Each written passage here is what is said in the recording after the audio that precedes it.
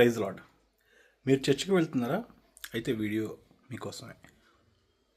మీరు చర్చికి ఎందుకు వెళ్తున్నారు? మొదటి ప్రశ్న మనకు మనం వేసుకోవాలి. రెండో ప్రశ్న, చర్చిలో ఏం చెప్తున్నారు?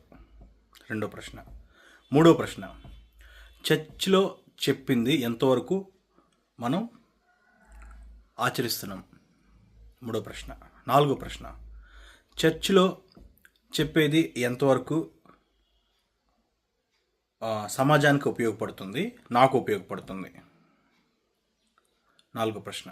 ఐదో ప్రశ్న, చివరిగా చర్చిలో ఏం చెప్పినా, చెడు చెప్పనివ్వండి, మంచి చెప్పనివ్వండి, అందరూ మంచి చెప్పాలనే ఇది లేదు. దానిలో కొంత భాగం మంచి ఉంటుంది. ఫోన్ వచ్చి కట్ అయిపోయింది. దానిలో కొంత భాగం మంచి ఉంటుంది. ఆ మంచిలో మనం ఆ మంచిని తీసుకుంటున్నామా, లేకపోతే చెప్పినటువంటి చెడులో ఉన్నటువంటి ఒక చిన్న భాగం తీసుకుంటున్నామా? ఒక తెల్ల పేపర్ ఉంటుంది. ఆ తెల్ల పేపర్లోంచి ఆ తెల్ల పేపర్ చూస్తున్నామా, లేకపోతే ఆ పేపర్లో ఉన్నటువంటి చిన్న డాట్ పెడతాం, ఆ డాట్ చూస్తున్నామా? మనం మనుషులం కదండి.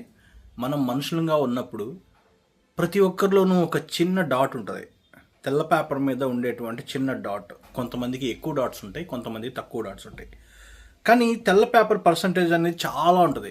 ఆ తెల్ల పేపర్ పర్సంటేజ్ చూడకుండా ఆ చిన్న డాట్ చూస్తున్నాం. మీకు అర్థమవుతుందా?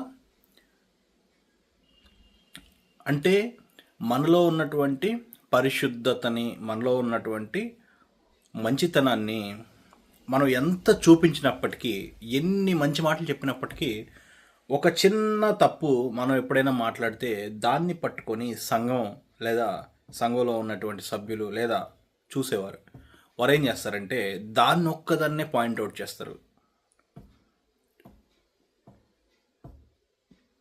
ఆ మంచంతా అప్పటి వరకు చేసినటువంటి మంచి, లేకపోతే మంచి చెప్పినటువంటి మంచి మొత్తం పోతుంది. సమాజంలో ఇదే జరుగుతుంది. ఒక్క క్రైస్తవంలో మాత్రమే కాదు, సమాజం మొత్తం ఇలాగే ఉంది.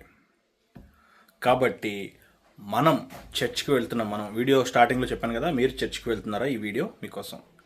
ఈ చర్చ్కి వెళ్తున్న మనం ఎంతవరకు ఏది తీసుకోవాలి అనేది మన యొక్క సెన్స్ని బట్టి ఉంటుంది.